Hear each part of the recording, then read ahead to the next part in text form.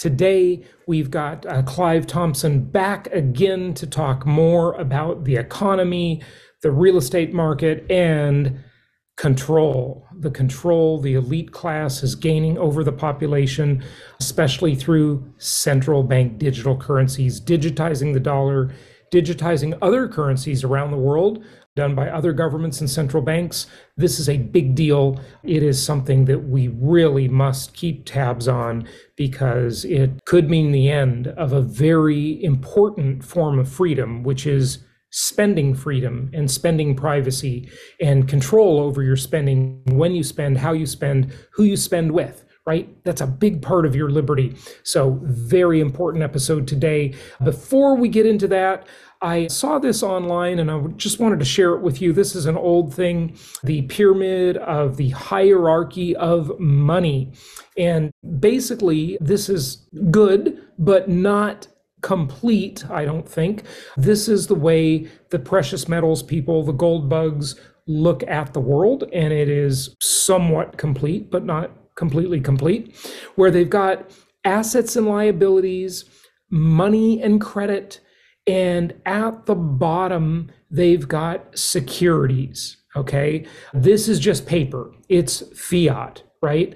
That's what securities are, stocks, bonds. These are paper assets, so they can evaporate very quickly, and we've certainly seen that happen a number of times.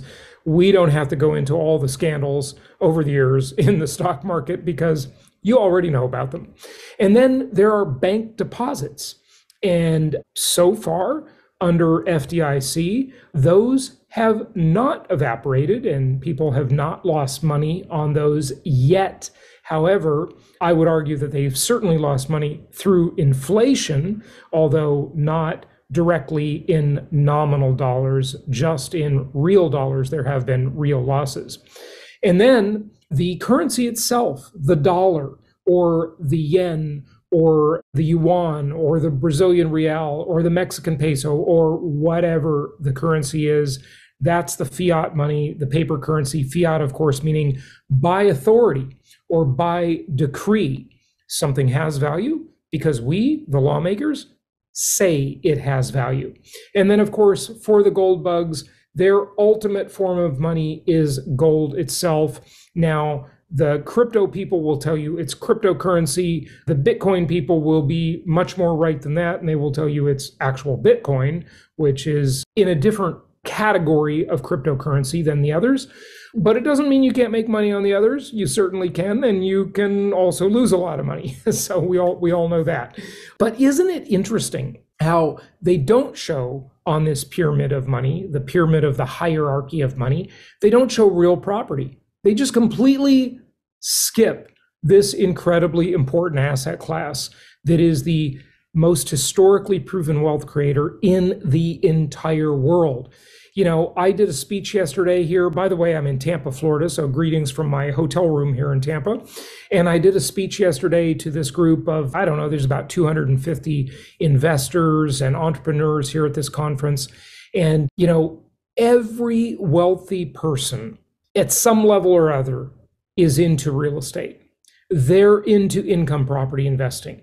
They are all into it. It's not like you ever go to a conference or you ever go to a mastermind group where there are a bunch of wealthy people in a room and they're not doing something significant with income property, with real estate. It's always a part of every portfolio. Yet, interestingly, and if you're seeing this on video, you see that this is just completely skipped. They don't even mention it. It's not even on the hierarchy of the pyramid of money.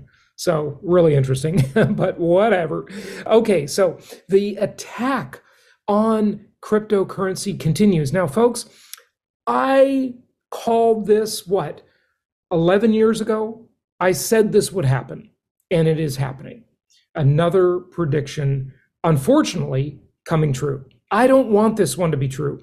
This is one of those predictions I definitely do not want to be right about, and I hope I am actually wrong about it. But the attack on the cryptocurrency world continues. So this article is about how the SEC is going after now Coinbase, right? Coinbase one of the largest and most credible Americanized exchanges. They've already gone after Gemini and other very credible. A lot of people in the cryptocurrency world, a lot of Bitcoiners thought, Gemini, those Winklevoss twins, remember they were the ones that got in the big lawsuit with Mark Zuckerberg because they claimed they created Facebook. And of course, he claimed he created it. And who knows what's true, but listen, we all know now that Zuckerberg is certainly very ethically challenged. So we know that. But they've already really taken some big shots at Gemini. That's the Winklevoss twins. And now they're going after Coinbase. Earlier this week, the SEC notified Coinbase of its plans to sue the firm for potential violations of investor protection laws. Remember, it's always for our protection, right? SEC Chair Paul Gensler has maintained that exchanges such as Coinbase, which allow investors to trade crypto assets that are not registered as securities, are breaking the law. Then on the other side of the table, Coinbase has adamantly refuted the claims made by regulators. Chief Legal Officer Paul Grenwald said in a statement that, quote, "We welcome a legal process to provide the clarity we have been advocating for and to demonstrate that the SEC has not been fair or reasonable when it comes to its engagement on digital assets." So many layers interesting about that statement, but one in particular that I want to point out is, doesn't that sound a lot like what Mark Zuckerberg, so we'll go back to him again, what he has been saying to regulators about, hey, we need regulation. You got to regulate the social media industry. You got to regulate platforms. Zuckerberg has been asking for that. And now Coinbase is asking for it. See, when you're the big player in the field, you welcome regulation. Why? Because it sets up a barrier to entry for competitors, and it kills startup culture and it kills innovation. And as I've said many times over many years on this show, just look at Wall Street and just look at the banking industry, right? Those two are basically the same thing almost. One is part of the other, I guess you would say. There is so little innovation and there is so little startup culture in this giant financial services industry. It is absolutely appalling. Why is that the case? Because it is so regulated. And the only thing regulation ever does, although it's supposed to protect us consumers, right? And, certainly there are cases where it does that, but largely it doesn't. What it does is it protects the established players by building a moat around their business and around their turf so that new innovative startups can't play in their game. That's what always happens. Okay, so we'll continue to monitor the attack on cryptocurrency because remember, the government does not want competition for their main product being their currency. 11 years ago, I was saying that, maybe 12, even 13 years ago, I was saying that, I don't know, but at least 11 years ago, I was saying that. Just go back and listen to the old episodes, check on me, and you'll see. Now, this is absolutely shocking. I just got to share this chart with you again because it's absolutely shocking. It just shows how in the past couple of weeks, the backstopping and the borrowing from the Federal Reserve by the banking system is absolutely staggering. You talk about the hockey stick chart. This isn't even a hockey stick because a hockey stick is an angle, right? You know what a hockey stick looks like, of course. This is straight up to infinity and beyond. It is absolutely shocking, and it shows us massive inflationary pressure. And also, kind of in keeping with what I was talking about just a moment ago about the SEC's attack on the cryptocurrency world and, proxy for the government as a whole, their attack on it, this banking crisis is leading to massive consolidation into big banks so that the elite class, the powers that be, will have much more control over the system, and we, as consumers, will have much less choice. That will lead, of course, to higher fees, higher prices, inferior service, and worst of all, and scariest of all, more and more government control, more spying, less privacy, and ultimately, what we're talking about with today's guest again, central bank digital currency. So it is coming fast, folks. It is coming really fast. Now, last week in our mentoring session for our empowered mentoring members, we talked about land investing. And we are going to talk about another angle on land investing, really land wholesaling and flipping, quick money in land, not long-term investing, from a whole nother angle. I talked to one of my friends here at this conference today, and he's going to be our guest in 2 weeks. So that's going to be phenomenal. You'll really like what he has to say. We're going to really roll up the sleeves, get very specific about that. But tomorrow, or actually today, by the time you're listening to this, our weekly Zoom meeting is going to be just awesome, because many of you have been asking for portfolio managers or virtual property managers. And guess what? I've got a whole bunch of them coming to our Zoom meeting today. So all of you who are in our empowered mentoring program, you are going to love this. We're going to hear pitches from all of these people, some in the US, many in different countries around the world. They are very inexpensive. They have property management experience. They know how to deal with contractors, maintenance people, bookkeeping, all of the stuff our investors have been asking for. And we're going to do this directly. You're going to meet them tomorrow on our empowered mentoring meeting. So folks, if you can't get to this meeting tomorrow, we will have the recording, of course, for our empowered mentoring members. And if you're not a member yet, you're crazy not to join our mentoring program. I am just so excited about this program. It's giving investors the tools they need to expand, to grow, to be more powerful. Go to empoweredinvestor.com/mentor, empoweredinvestor.com/mentor, and check it out.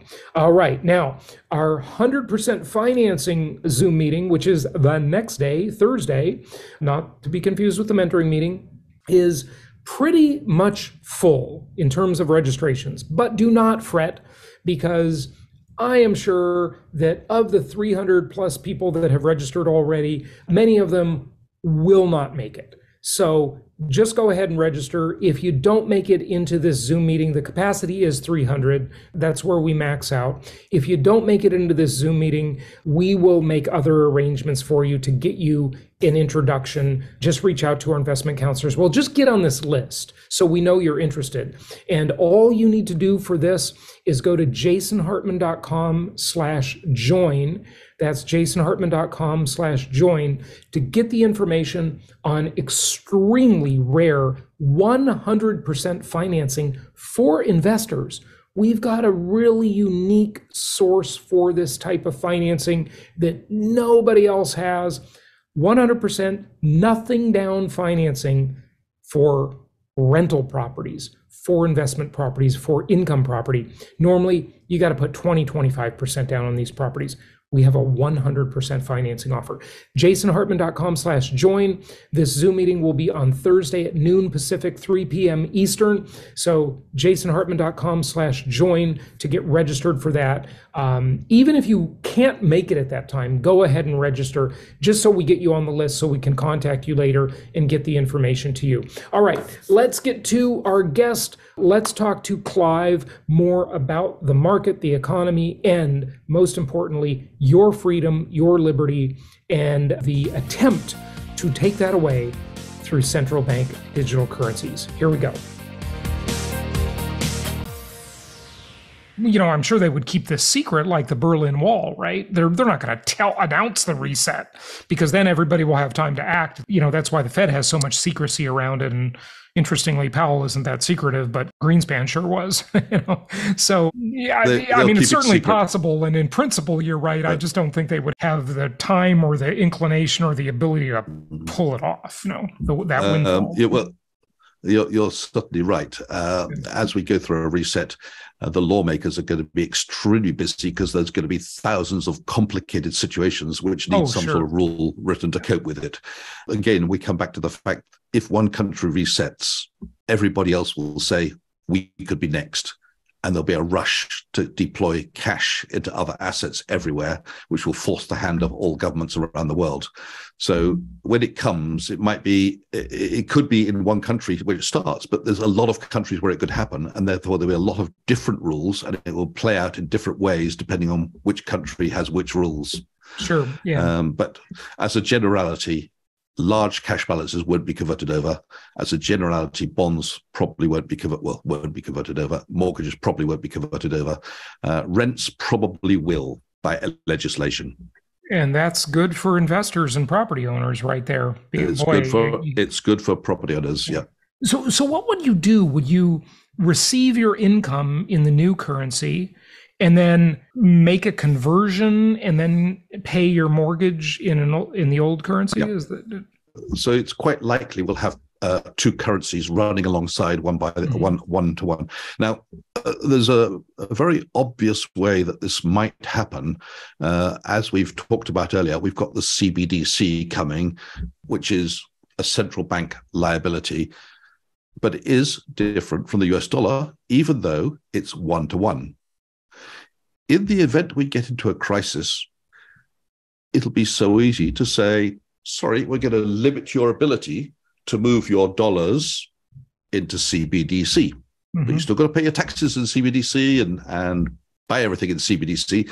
But that $1 million Apple bond, which just matured, you can't convert those old dollars into CBDCs unless you get permission, or unless you go through some anti-money laundering rules, or unless you prove you paid your taxes on it, or unless we check you're not a Colombian drug dealer, or you just have to wait because you're rich. Or we have to make sure your social credit score is high enough and you haven't posted anything on social media we don't like.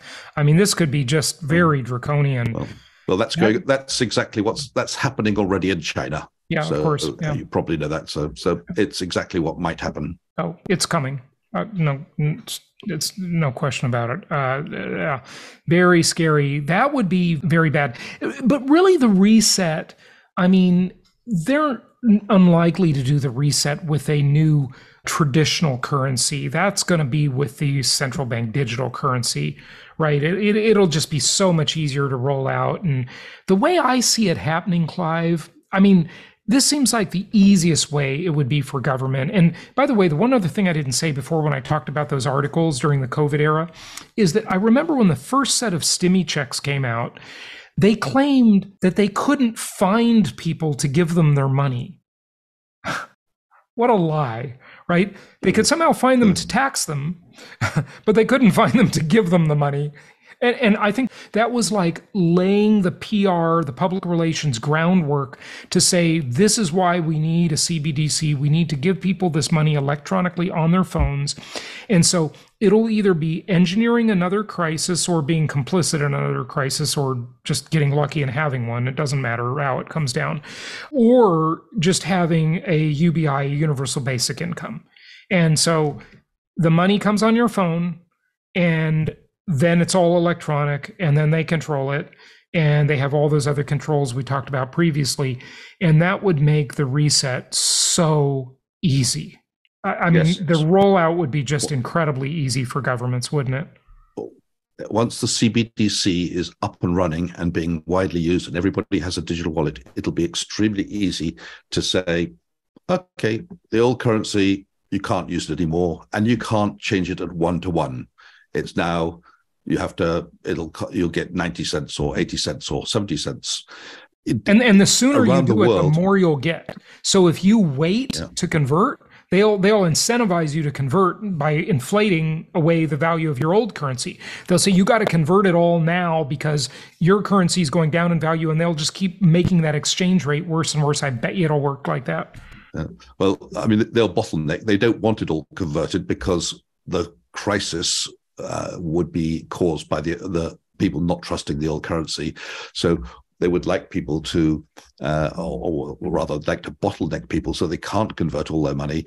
Now, if you've got 5,000 or 10,000, there shouldn't be a problem. Right. But if you're a multimillionaire, I can see that they're not going to want all of that money rushing into the economy and emptying the shops. There'll be favored classes. So if you happen to be the man in the street, you'll be fine. Mm-hmm. And then the government will decide who wins and who loses. You're not going to get such favorable treatment if you're a foreigner to the country. You're not going to get such favorable treatment if you are extremely wealthy and can so-called afford it. And you're not going to get such favorable treatment if you happen to be a foreign government who happens to own a bunch of overseas dollars or pounds, because they'll say, we still owe you the pounds or the dollars, but we're going to pay you, but we owe you US dollars, we're going to pay US dollars. Sorry, you can't convert them to CBDCs though. Yeah, well, you didn't mention political correctness in there. I mean, you're not going to get favorable treatment if you're in a disfavored race or sex, or, God forbid, you're a white Christian male, your conversion is going to be worth nothing, But if you're, one of the favored genders, races, or whatever, you're going to, get a better deal. I do disagree, though, Clive, that I mean, if you're wealthy, yeah, it's probably going to be a bad deal because they're going to go under the guise of you can afford it, right? But if you're extremely wealthy, you're going to be in the elite class. And there's going to be exceptions because those people, of course, have lobbyists and connections, and Bezos and Musk don't have to worry, right? The rest of us moderately wealthy people do. They'll make up the rules to decide who wins and who loses. It's not you and I who will make up the rules. Yeah. Having said that, the wealthier you get, the smaller your exposure as a percentage that cash will be. But bonds might play a big part. If a wealthy person's been well advised, that would be my job in the last 40, 70 years, he will have a wide variety of assets, most of which will survive a currency reset, but his bonds will not, and his cash will not beyond a certain point. If he's a property owner, he'll probably have mortgages, so he'd be very happy about that. Boy, this is a lot to think about. How quickly is this coming, and which countries will be some of the first countries to have these resets and roll out their CBDCs?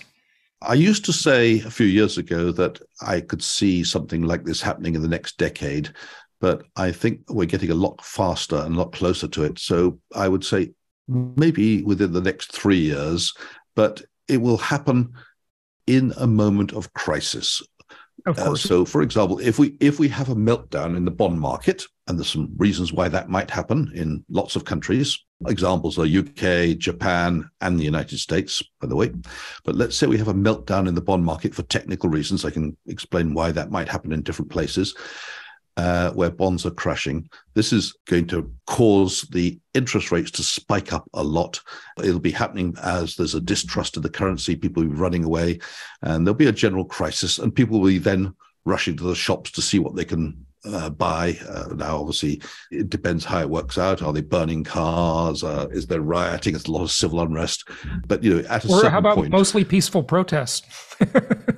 Well, yes, that was the famous line during the BLM riots. Yeah, I know. So one of the solutions to all this is to say we don't like all these people emptying the shops like this, and there's nothing for the people aren't able to go and buy their whatever they wanted to buy in the shops because they're emptied. We're going to limit that by bottlenecking it effectively, so you can't have more than a certain amount of spending power with your CBDCs, which is the only way you can spend money, and you can't take your millions and shove it into CBDCs and rush down to the shops buying toilet rolls or copper wire or whatever, tin beans or whatever people would buy with their money. Yeah. So people will rush, as they always do during inflationary times and times of crisis, they'll rush to trade fiat currency for things that have intrinsic value, whether that be real estate, gold, toilet paper, or now eggs, because we have an egg shortage. Yep. Things have intrinsic value that aren't tied to any one currency. You just need them every day. You need shelter, you need food, these types of things. So tell us about how they would engineer that crisis. And you were talking about specifically the bond market. first of all, I don't think it's the government who wants to engineer it. They want to keep kicking the can down the road and inflating the system away, so they inflate away the value of their old national debt. But in a number of countries, we're reaching a crisis point. Well, we're actually well past the crisis point in terms of the national debt and the financing of it. I can take the USA as one example. After we'd had the 2008 banking crisis, the debt to GDP ratio was rising towards 100%. I think it was in the sort of 80s, 90s, and it was going up rapidly. So the US government passed what's called the Debt Reduction Act. Basically, the plan was to bring down the debt to GDP ratio to 60% from the near 100% by about now. So between 2011 and 2024, we're going to bring the debt to GDP ratio down from nearly 100% to down to about 60. Where are we today? We're at 130%. So it's gone completely the wrong direction. Now, the advantage the government's had in the last decade has been very low interest rates, which means that it's been, to some extent, possible to service the national debt by just borrowing more. But we're now in an era where it looks like interest rates are on the rise. They're going up from the 0.25% that it was in the United States to over 4% now. And that over time will increase the servicing cost for the US government, and it will accelerate away. And as you know, we've reached the debt's ceiling. So how are they going to pay for that? Well, they can't borrow any more money. So where are they going to get the money? Do they raise taxes? Well, they're already spending massively more than they're collecting in taxes at the moment. They're collecting about $4 trillion a year in taxes. I think I wrote the number down somewhere here. They collected $4.9 trillion last year in taxes and spent $6.3 trillion. They spent 128% of their income, and then they've got to service the national debt. There, but go on ahead. top of that. Yeah. No, it's not new. It's been going on for decades, and that's why the level of central bank balance sheets have been growing and growing, because as the government needs to spend money, it goes along to the central bank and said, would you lend us another 100 billion? And the central bank said, yeah, certainly, we'll give us a treasury bill or treasury note for 100 billion, and we'll print 100 billion of electronic money and give it to you so you can go and spend it. And that increases the money supply, and it increases the amount of indebtedness of the United States government, and it increases the size of the central bank's balance sheet. So where we've got today is the balance sheet of the Federal Reserve is several hundred times the size of its reserves and capital. That's a very, very leveraged position. We've got the government of the United States in a situation where it's not allowed to borrow anymore until they raise the debt ceiling, and that will probably happen in the next 3 or 4 months. I'm saying, I don't know the timescale. Meanwhile, the central bank, the Federal Reserve, is in need of recapitalization. And the reason it's in need of recapitalization is it's losing money hand over fist due to the fact they're now paying market rates of interest to their depositors, which are the money market funds and the commercial banks who are depositing money with them, meaning they're paying out 4-point-something% in interest to them. But they're only earning 2.1% on the portfolio of bonds that they bought over the last decade, which won't mature. A lot of them won't mature for another 10 years or more. So they're stuck with this very low-yielding portfolio of assets, but at the same time, with roughly the same number of liabilities, where they're paying out an interest rate which is effectively double what they're earning. Yeah. And so the capital Clive, is wiped out. I've always wondered, why does the Fed tolerate that? Why would they do that deal? I mean, are they just waiting for a government bailout? I mean, the government bails out the other commercial banks. Why not just bail out the Fed too, right? So many people think, by the way, that that's a government agency. It's not. It's a private corporation, but we all know the various odd bedfellows the two make. But go ahead. Well, what you say is in fact the only solution, except it can't be done at the moment because of the debt ceiling in the United States. So the way that would work if the government was to bail out the Federal Reserve is the government would borrow a ton of money from the Federal Reserve, and then pay it back to the Federal Reserve. So the money goes round in a big circle as capital. But it would increase the indebtedness of the United States, something which it can't do right now. And it would increase, effectively, the money supply out there. So at the moment, it can't happen. And meanwhile, we've got the Federal Reserve. It's got about 8 weeks to go before its entire capital and reserves are wiped out by the losses it's making. It's losing approximately $2 billion per week. Wow. That's more than a dysfunctional, overfunded tech company. So what you see on this line, which I'm just putting my mouse on now, I'm just looking on the other screen, is the amount of earnings remittances that they have to make to the Treasury. So every week they used to earn money and remit their money to the Treasury. So you see at the top, it's always positive territory until they started raising interest rates. And now what they have to remit to the Treasury is a negative amount. They can't remit to the Treasury. In other words, one could say the Treasury should remit to the Federal Reserve, except it's not happening yet. So as we look at this picture here, as of January the 18th, the Federal Reserve had losses accumulated of 24 billion. Their capital reserves are about 40 something billion. So half of their capital reserves are gone. At the rate of 2 billion a week, all their capital reserves will be gone in about 8 weeks. So, this is a near-term problem, and it is a giant problem. I mean, the jig is up. What's going to happen here? Well, there's the problem. Maybe all the commercial banks will step up and capitalize the Federal Reserve. Oh, that would be a reverse. Wow. I don't see that as likely, but obviously, one of the liabilities of the Federal Reserve is the cash in circulation. So nobody's going to turn up at the Federal Reserve and say, here's my cash, give me something for it. So we're not in a situation quite yet where all the depositors, the money market funds and the banks who are depositing will, if they turn up and say, give us our cash back, that the Federal Reserve will say, sorry, we don't have it because there's still going to be that massive cash in circulation. But what I just showed you here, the 24 billion, is only part of the problem. There's two other problems lurking on the Federal Reserve's balance sheet. The first one is they have an asset of 300 and something billion, which doesn't actually exist. And that asset, 312 billion, can you see that? Yes. It's called unamortized premiums on securities held outright. And there's a little note 5. If you look at the note, basically it's where they have bought bonds, US government bonds, at more than 100%. So they book that at 100%, and then they book the other half at this premium. Let's say they bought it 106%, they book the 6% as an unamortized premium on the security held, and then they write down the value of that premium over the life of the bond towards zero. So they got 312 billion of premium on the bonds they bought. Now, we all know there's no longer any bonds trading at above 100%. So that 312 billion doesn't exist.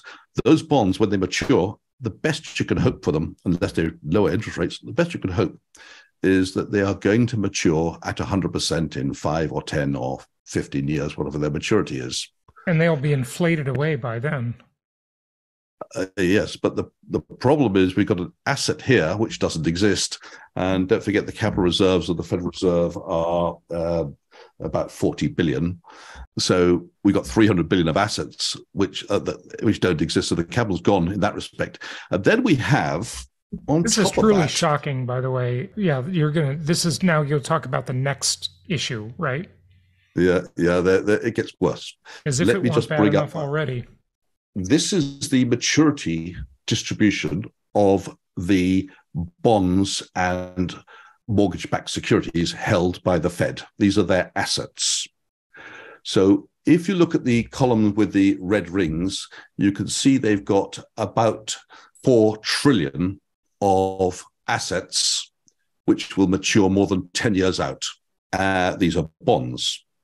And we all know that bonds are down a good 20% this year. The longer the dated the bonds are, the more they're down. So let's just assume they're down 20% for simplicity on 4 trillion. That's 800 billion underwater on the value of those assets. So those assets which are being carried at face value of 100, are actually worth 800 billion. This is an approximation, less than that figure you see on the Fed's balance sheet there. So Wow. if everybody came calling for their money tomorrow, they don't have it. So tell us how this plays out, and let's wrap it up with that. What is your interpretation or projection as to how this plays out? This is very shocking stuff. Well, at some point, the little boy will shout, "The emperor has no clothes." And the man in the street will say, "I see it now." And people will try to deploy their cash into other things. And there'll be an asset price spike, making a lot of things unaffordable, making a lot of things unavailable. And that in itself could be the crisis, which will precipitate the government restricting how much of your old currency you can convert into the CBDC. And that is very inflationary, that scenario, right?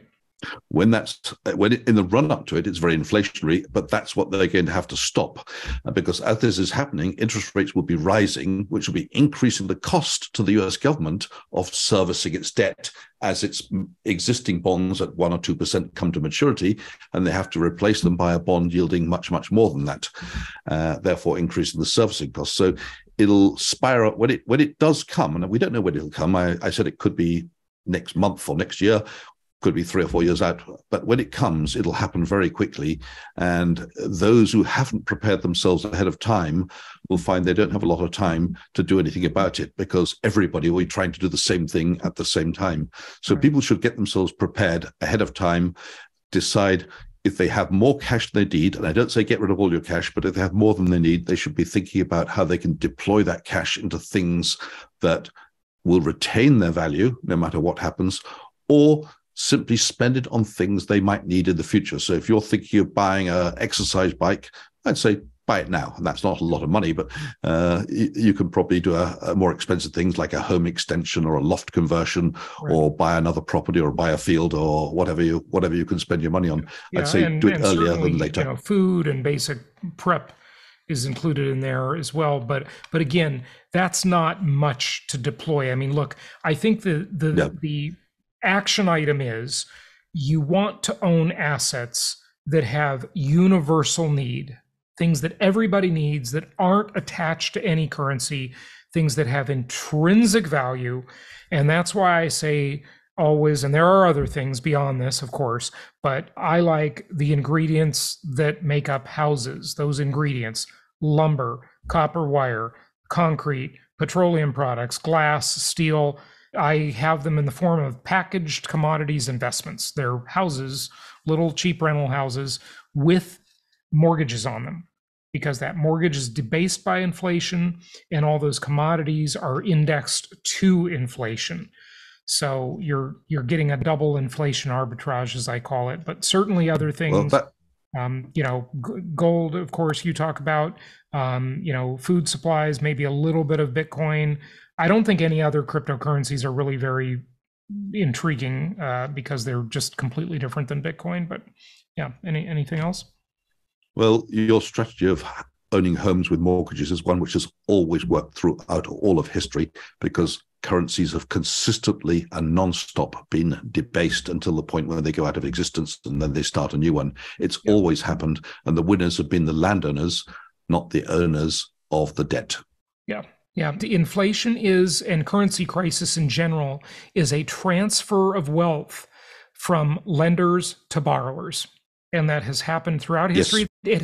It's happened subtly. Right now, last year, it happened more so at 9% inflation, or real inflation rate of 15 to 17% probably. If you have $1 million in mortgages, you're literally getting $90,000 to $170,000 a year paid off of that mortgage. I mean, it's just that inflation-induced debt destruction is a fantastic deal. So, yeah. And if you have a mortgage, make sure your interest rate is fixed. Yeah.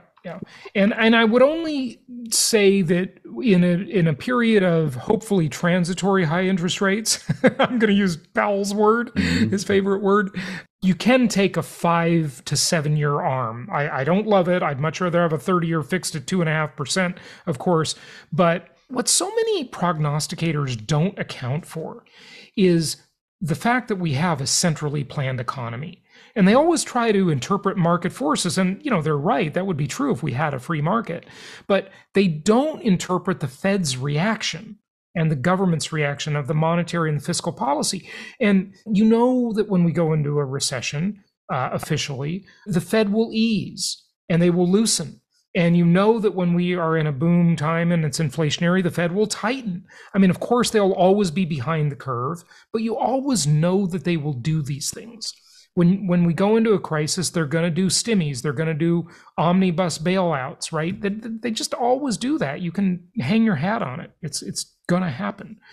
Can I finish off with one last slide? Absolutely. Which is this one, which is the cost of insuring yourself against a default by the United States. The cost of insuring yourself against a default over the next 12 months or by the United States is now very high, relatively speaking. Now, in risk terms, it's only about 0.5% chance or 1 in 200 chance that the USA would default. Very, very unlikely. Right. But compared to where we were a year ago or 6 months ago, the cost of insuring yourself against default by the USA is currently very high. So tell us what that quote unquote insurance is. Is that's some kind of collateralized debt instrument, I'm guessing, right? What is the insurance? Yeah, they're known as It's not Lloyd's CDS, of London.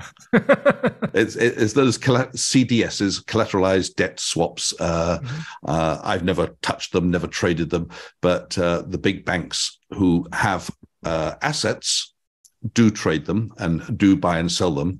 And why would you buy that?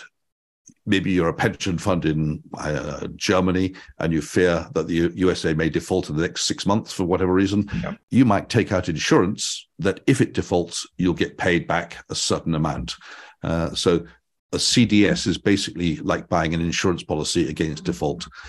Just to put that in perspective, it's about, if I bring up the table for the 5-year ones here, I'll just bring that.